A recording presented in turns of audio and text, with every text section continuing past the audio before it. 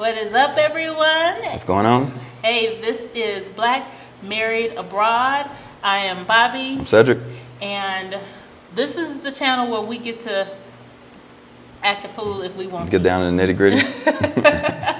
So, for those who are new to our channel, this channel is dedicated to our experiences being Black, married, and abroad, and the challenges and the celebrations of marriage while you are in a new country or new space.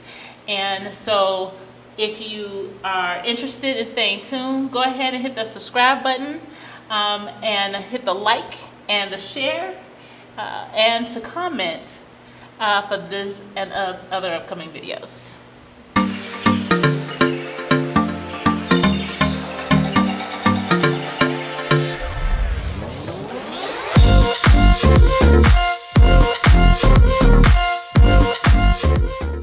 Okay, so today's video, we actually are going to talk about a touchy subject. And this could be a touchy subject just in general with married couples. Yeah. But today we're talking about money, guys.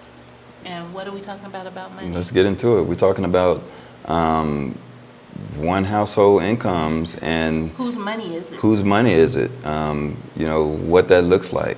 Yes.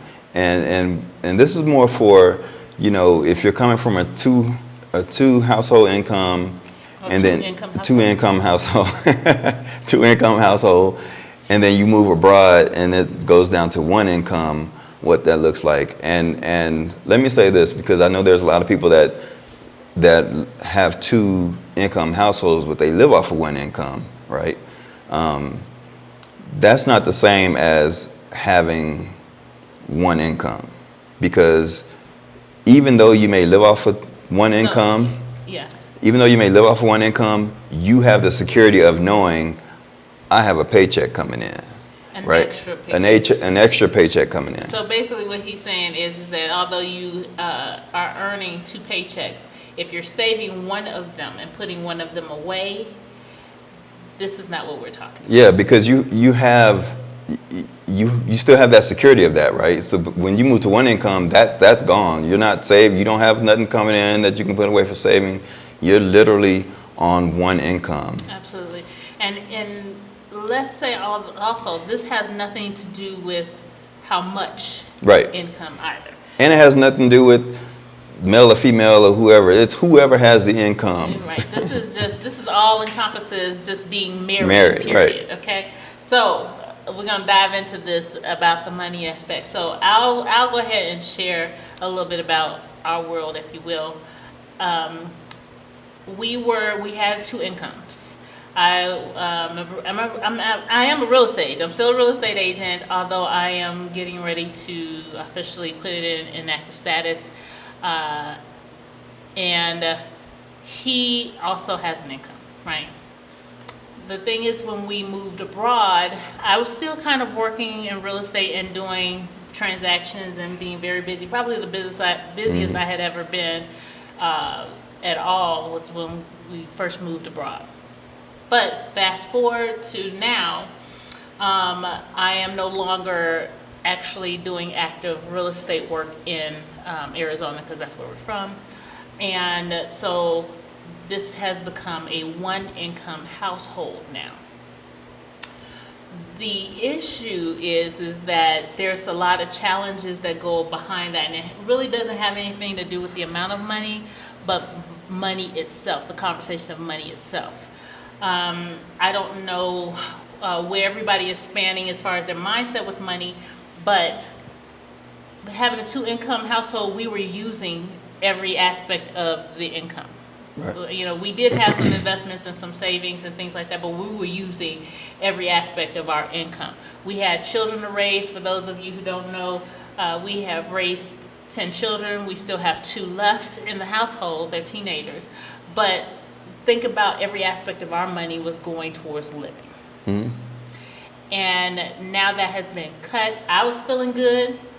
He was feeling good. We was rolling, Teslas, everything. I mean, we were in it, and then we decided that moving abroad was what was best for us. Mm-hmm. Cut to one income. Now, what do you think has been the challenges with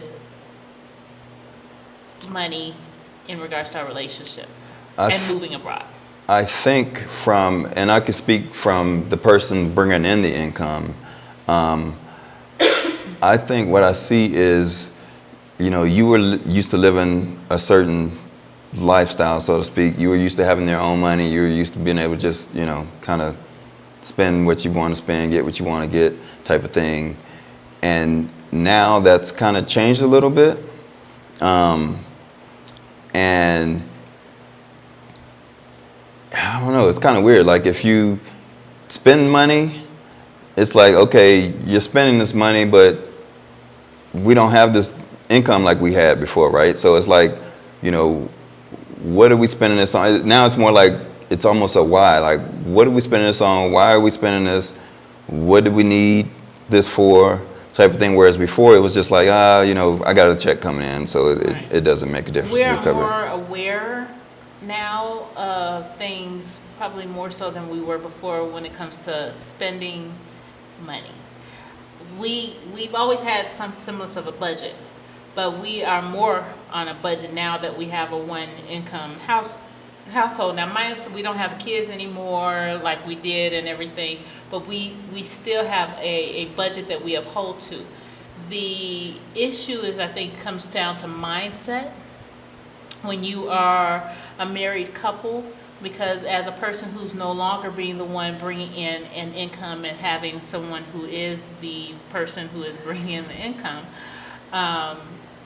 there is a friction, if you will, with regards to how we are spending the money, why we're spending the money, where we're spending the money, because in my head, I'm talking for me, in my head, I was seeing the income that was coming in as his income, not our income. When I was working, it was all about our income. It was all about our income. Am I right? Yeah. But somehow the mindset has shifted to it being your income. And then now that's a struggle, because although we have this budget and everything, in my head I was still in this mindset of, where's my money coming from? How am I contributing to this? And we're sharing this because it may resonate with some people who may be in the same situation that we're in, or who are thinking about moving abroad and downsizing to a one income family, and some of the challenges that you may face, or thought processes that you might go through by doing this. Yeah, and for me, and we talked about this before, we talked about it.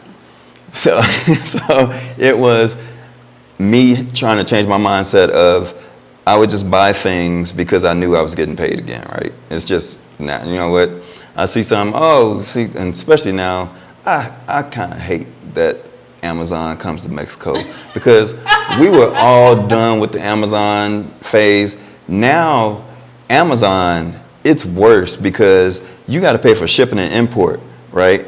And you still want the stuff. So it's like, yeah, I need to get this, but it's $15. I got to pay, $5, $6 in shipping, and $10 in import. So blah blah blah. So anyways, regardless, I would be in the habit of, okay, I need something. For example, the cable for my guitar thing. I need this guitar cable. It's like $20. Let me just go ahead and buy it. I know money's coming in. It's no big deal.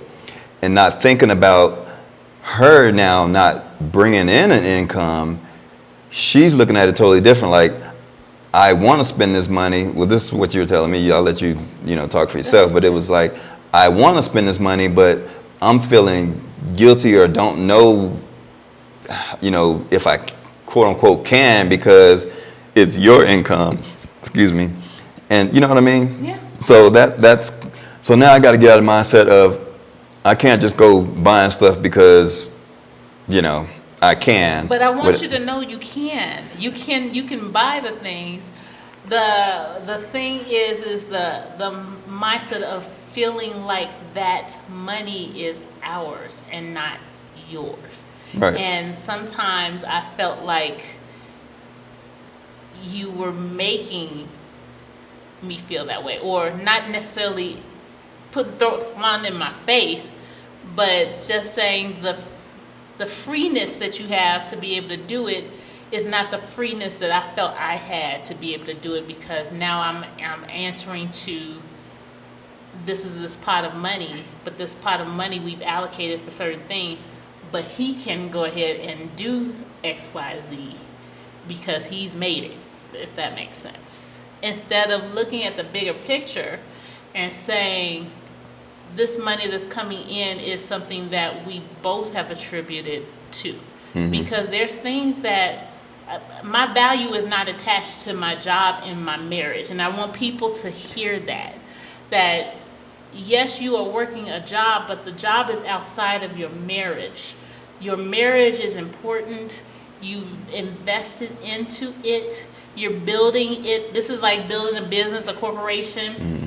And the people who are out there outside of your corporation has no bearing to do with your corporation in itself. And you have value outside of money. And it took some time for me to get past the fact that my value is not attached to my job when it comes to my marriage. And that the money that we have is money that we have. There's things that I have done or am doing that help to build this marriage. All right. You are doing the same thing. You're building and helping to grow this marriage. And one aspect of that is that the money, the income is coming in to provide for us. Not provide for you, but provide for us. And that took a lot of working through. Yeah, and a lot of it was in my head. That's not how I felt or how I saw things was going, right? To me, it's just business as usual. Right? We got this pot of money. It's our money. I never treated it, like it's my money, and you can spend it, just like I can spend it.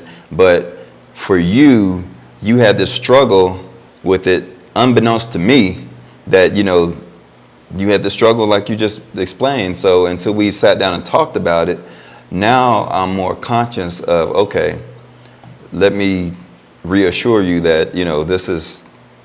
But didn't you say you kind of understood it too? You felt in a way, not directly, but that you could see that you were negating the communication behind the finances? Yeah, like I said, on the spot, like I use the Amazon example. Like I would buy stuff or whatever and not even think twice and not even mention it, because it's like, I got an income coming. Let's be real. I got an income coming in. I need this. I'm gonna buy it, and it just goes into the overall big budget when it comes to the next month or whatever it is. And I was guilty of saying I wasn't even expressing my feelings behind it, to the point where I would just negate and go past him. And I'm guilty. I'm putting myself on the carpet here. I would just take my credit card because I knew I had it, and I'd be like, okay, well, I'll figure this out next month, right?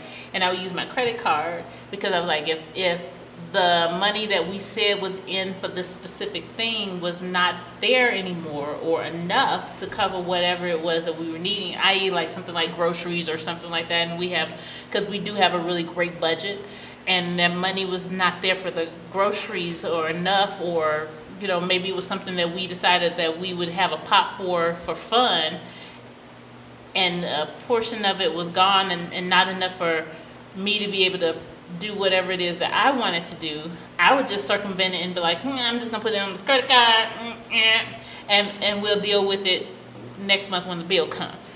And so I definitely was guilty of it. Don't be me.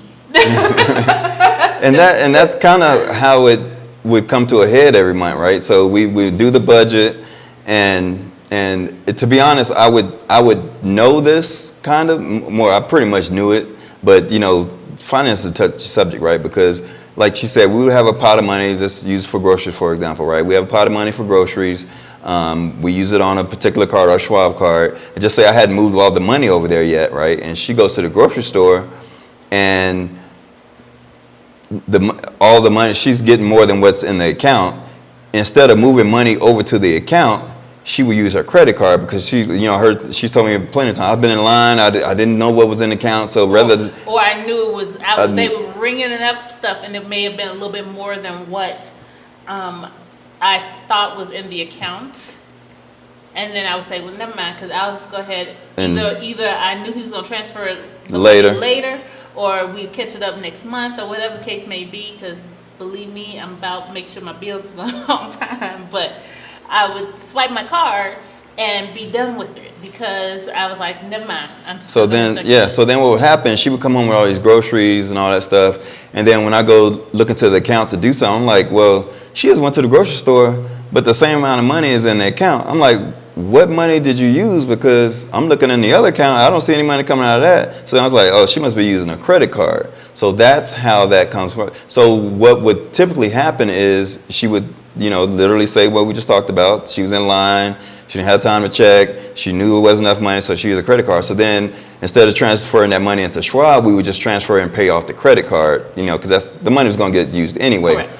But that's not the habit that we want to be in, right? No. Because what happens is you start getting comfortable with that, and you just started, we all do it, and you just start using a credit card. Your credit card, it's easier to just use a credit card. I'll pay it later. And figure it out later. And then what happens is when we go to reconcile our budget at the beginning of the month, we got this, unexpected sort of quote unquote credit card balance that we need to take care of, because we're too lazy to go communicate and do it the right way. I didn't want to communicate. He didn't want to communicate.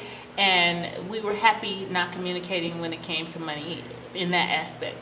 But we did communicate regarding money, because that's an important aspect of our moving abroad, right? Yeah. So I think it just got to a point of how we were using this money that became an issue for us, and touchy. Money is a touchy subject in marriage. I don't care who you are, I don't care how long, money is always going to be a touchy subject. But the thing is that we are learning and have learned that there's a bigger picture here when it comes to money. It's not about whose money is it at the end of the day.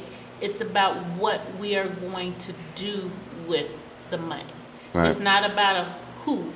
It's about a what. And it's about, I think, making your spouse or partner or whoever the other person is, comfortable with saying, this is our money. Like, this is genuinely our money. This is not just something I'm saying. This is genuinely our money. You have just as much right to spend this money as I do, regardless, because, like you said, it's not financially is not the only way you contribute to a household or to a marriage. And somebody needs to hear that today. Somebody, it could be the husband not making the money, or the other partner not making the money, or or you are living off of savings or retirement or disability or whatever the case may be. At the end of the day, a marriage is a partnership, and it's a partnership with goals. Well, I hope you have goals. Partnership with goals. And the question to ask is, how do we get to the goals that we have set for each other, as well as our each individual selves, right? And that's the important thing. The money should be the secondary aspect of it, right? Okay, we are moving abroad. We have determined the destination. Now, how do we get there? And the money is a part of that planning process. And there has to be an assurance received on both parts. Mm-hmm. Because he's saying this, but I have to be open to receive this. that he's saying it's our money, right? That's what you're saying to me, and I have to be receptive of that. But also in the same token, the other party has to make sure that they are relaying that information, because a lot of times it's not relayed. And showing that information, and showing that, like they say, the proof is in the pudding, because you can say it all day long, but if the person is still not feeling like, it's their money, and, they don't have a say, and they got to tiptoe around, spending money, then you saying it just doesn't really mean anything, right? Absolutely. So, but they say actions speak louder than words. And that is absolutely true. If you are sitting here and you're telling me, boo, it's us, me and you against the world, but then you're showing me otherwise, it's not going to work. Transparency and communication has to be a focal point in your marriage, especially if you're going to move abroad. Because if you really think about it, it really is you and this other person against the world. Or if you're bringing family, your kids too, parents or whatever, it really is you and this other person against the world, because you're about to experience, or are already experiencing, being in a foreign place, learning maybe a foreign culture, and trying to adapt to that on top of building your marriage, right? Right. And so if you can't get this foundation right, this will be a major problem in a relationship, in a marriage. And we've been married for quite a while, a long time, raised 10 kids, and we're doing this, and we're bringing you this information because we did have communications before we left, but we found out that there were still some things that need to be tackled, because as our mindset changes, as things have changed, like again, not working in this country, which shout out that I am still going to be building a business, but at this juncture we are on a one income household. And so these are challenges that we needed to address being abroad. So we're bringing this information to you because it is definitely something that can destroy a marriage, especially abroad. Yeah, and again, I'll reiterate, being on a one-income household is different than living on a one-income household, because, like, again, people have two incomes but live on one, that's what you probably should do anyway, but that it's totally different when you only have one. Yes. Is it more stressful? Yeah, I would say it's more, it can be. It can be. I mean, be honest, because that's what we are here for. Yes, because, well, when you get used to a kind of a disposable income, as you will, that's gone, yes, you have to be more conscious of everything you're spending. I mean, that's just the reality of it.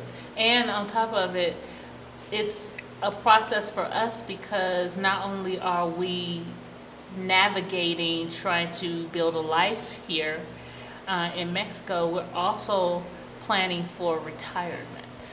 And so that throws another element or layer of stress on us, because it is about also saving and investing. And we were doing some semblance of that in the United States, but we have decided we were ramping up on it more, because we did not do that in our early marriage and our early lives, because of commitments that we have done and our lack of understanding and knowledge, and let's just call it what it is, our silliness of spending, right? On things that were not necessary. And that's another dynamic too, because now as we're living abroad and we're calling a place home, you still get back into the same thing you would in the U.S., of the balance of how much do I live and how much do I save? How much do I sacrifice? How much do I save, right? I want to sacrifice and save, but I want to live too. I don't want to be living, staying like, in a little tin hut, trying to save all this money for retirement. And then, 5 years down later, God forbid something happened and one of us passed, and like, well, what? We didn't even get a chance to live. So you still have to find that balance in all of that, on top of it. So yeah, it's definitely, there's a lot of complexities to that. Just because you move abroad and you're cutting your expenses does not mean that, you know, you have to, you won't have that balance between living and enjoying yourself and saving. And we will be sharing more Yeah. of this, and it's a challenging process for us, and it's strange to be able to share this aspect of our lives with others, but we do feel it's necessary. We do believe in marriage, and if we can help some other people to navigate and help to build a better and healthier relationship than what they have now, then we've done our jobs, right? And so we hope this video was helpful. Our little ramblings about our monies and confessions about feelings, but just know at the end of the day that marriage is very important. Money should not be a hiccup in it. It should be a necessary component to it. And realizing that that is just one piece of the puzzle, right? And it is a joint effort, and money's is a joint effort. And spending it and saving it and investing it should be a very big communication aspect in it. And I love you, babe. Love you too. And until next time, guys. Deuces.